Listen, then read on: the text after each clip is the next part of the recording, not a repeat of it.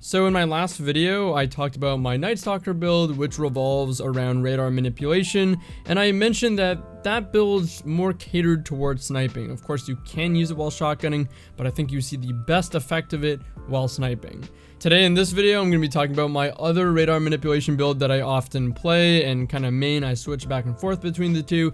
This one's more catered towards shotgunning. So when I'm shotgunning, I typically use this one, and when I'm sniping, I use my Night Stalker one. Funny enough, this is a build that I used way back in year 1 when Geminis were released, and I saw a lot of success with it. I loved it. I stopped using it because of the reintroduction of special weapons, but now with melee classes being valuable again, pretty much always requiring a melee follow-up to a slide shotty, it's back on the menu here. So for this build, we're going to be using Top Tree Arcstrider. I find this to be the best pairing for Gemini Gesters, although Gemini's does something great on nearly every hunter class. I do think that Top Tree Arcstrider gives you the best potential, in my opinion, while shotgunning though, and it has the best synergy with Gemini Gesters. For those that don't know, the way that Top Tree Arcstrider works is that if you get a melee kill, you get a damage boost to your melee, so it not only does more damage, but you immediately get your dodge refunded to you. Then obviously, if you were to pair that with the Gambler's dodge, when you dodge near someone, you get your melee back.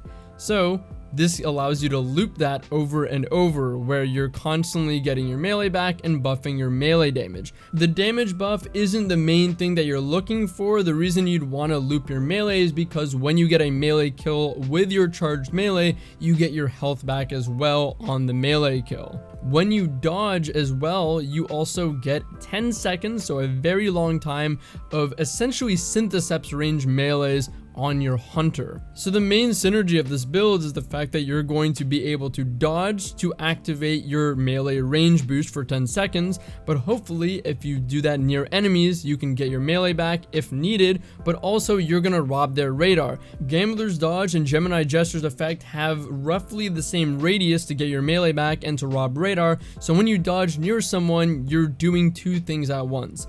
Then you should have them Gemini Gestured, and you can judge, do you want to push in and take advantage of them having no radar from a flank, or just trying to push aggression, or if it's a bad scenario, you can back off and just try and bait them or get away from a bad scenario. If you are deciding to push and be a little bit more aggressive, which is the point of this build, you can go in shotgun, and if you need for follow-up, you have your melee, which usually now with the shotgun nerfs and slide changes, you do need to have follow-up to your shotgun with the melee, which is ideal because if you're following up with your melee, you're getting your health back and you get your dodge back, which means you have your Gemini Gestures ready immediately after to keep jamming the radar of other teammates they might have in that vicinity. And you can keep looping that over and over and over again so that you can continuously and persistently jam the radar of the other team. This makes Gemini Gestures a lot better in my opinion. Of course, it isn't always going to work like this, but because of the shotgun changes and slide nerfs, it does happen a lot more than you'd expect, and having Gemini Gestures just up constantly, just persistently taking away the enemy team's radar, it's a lot stronger than just a brief few seconds. Even though that on its own is still quite strong, being able to loop that is where it gets really annoying. And with this build, you're able to be a really chaotic shotgunner. Think of, again, Top Tree Striker being able to go in, shoddy melee everything, you being able to go in, take radar, shoddy melee, keep taking radar, be dodging evasively and hopefully staying alive by gaining your health back off the melee kills. That allows you to be the center of attention, create a lot of chaos, and open up a ton for your team because the radar's gone while you're doing this ideally. So as far as weapon goes, I did say that this is more catered towards shotgunning because you always have to be closer to your opponents to really make the most out of this. You can snipe on it technically, it's not terrible, but I definitely don't think it's as suited towards this build as the Night Stalker build I showed off. So if you are shotgunning, and I highly recommend you do, a sudden death is the best shotgun for this. On the sudden death, you're going to want elemental capacitor. This is a need because we're playing arc, so it's going to boost our handling and essentially give us a lot higher handling, try and get back to that point of having quick draw again on the aggressive shotguns. In the next slot, you're going to want threat detector. That is the best because it's an independent boost to your animation speed. It does not care about the handling stat while you're near enemies. If you're near one, it gives you, I believe, a 25% boost. Don't quote me on that, but I believe seeing that somewhere. So it gives you a good boost to your animation speed. That's going to stack with your handling handling, and that is really great because you're always in threat detector range if you're shotgunning a lot of the time. The second best thing you can have is surplus. It's not bad either, but it's not as good as threat detector. Otherwise, you're going to want full choke on the sudden death, ideally, and of course you can go for things like accurize and a handling masterwork or range masterwork, but the most necessary things, in my opinion, on this shotgun is really going to be elemental capacitor and either threat detector or surplus. It might be a bit cookie cutter, but pairing this with a hand cannon really does make this class perform its best. You don't have to use a hand cannon, you can use a pulse, a scout, etc., but a hand cannon is really going to be the best thing for this because you're always in close range and you're in hand cannon distance the majority of the time. I like using Thorn with this, kind of like a similar idea to the Titan version of this class that I kind of copied onto the Hunter here, but a lot of people will say that you don't want an exotic hand cannon on Hunter because you're going to be in the air a lot. With this build, I think you're on the ground a little bit more because of the dodge, but again, not always. So if you want to use a legendary hand cannon like Fatebringer, you can do that as well. If you want to spice it up a bit, you can take a Dire with, let's say, elemental capacitor and opening shot, so your swap speed between your sudden death and the Dire will be lightning fast, and you'll have opening shot to maintain some of your range as well. So that might be good if you want to try something different. As far as my stat splits on this build, I go 10 mobility, 2 resilience, 9 recovery, 3 discipline, 9 intellect, and 4 strength. I think you typically want to be building into high mobility, high recovery, high intellect, especially for trials.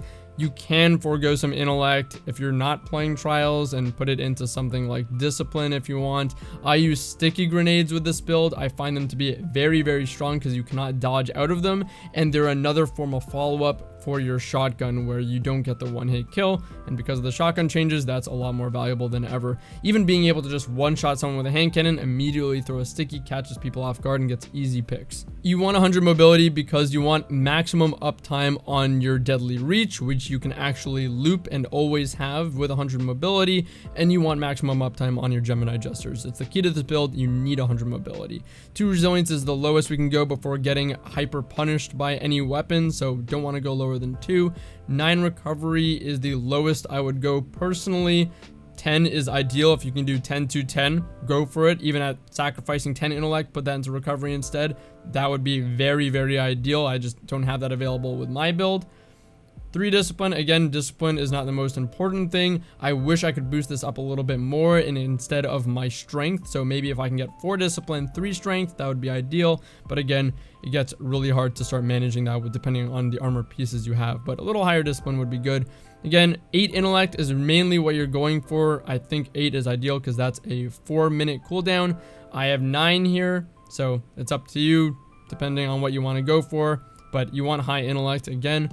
Strength doesn't really matter, to be honest, because we're always dodging for our melee back, and it doesn't use our melee charge if we get a melee someone and it's not a kill. So strength is really a throwaway on this, honestly. As far as mods, it's always going to depend on what your base stat splits are. You use the mods that you need to get to the ideal stat splits, but otherwise I generally always like having a hand cannon targeting and a shotgun targeting, or maybe even 2 hand cannon targetings. Highly suggest that. I really like having quick charge because that adds on to the handling of my shotgun. I have a pretty good roll on mine, and it's still not 100 handling with threat detector, so that boost from handling from quick charge will get you even higher and closer to 100, so the swap speed will get very, very fast. So I suggest that. And then also double utility kickstart is mandatory. We need that for maximum uptime on our dodge to just even jam radar if we're not getting our melee back, but of course jamming radar as frequently as possible and getting our melee back as frequently as possible. So double utility kickstart is pretty mandatory on this.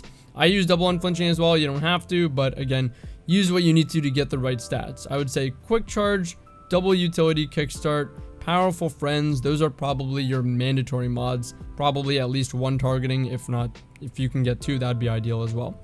Anyways, that's the build. Hope you guys enjoyed the video. Hope you like the build. Try it out. Go jam some radars, and yeah, watch your opponents be very, very confused. It's pretty funny. Take it easy.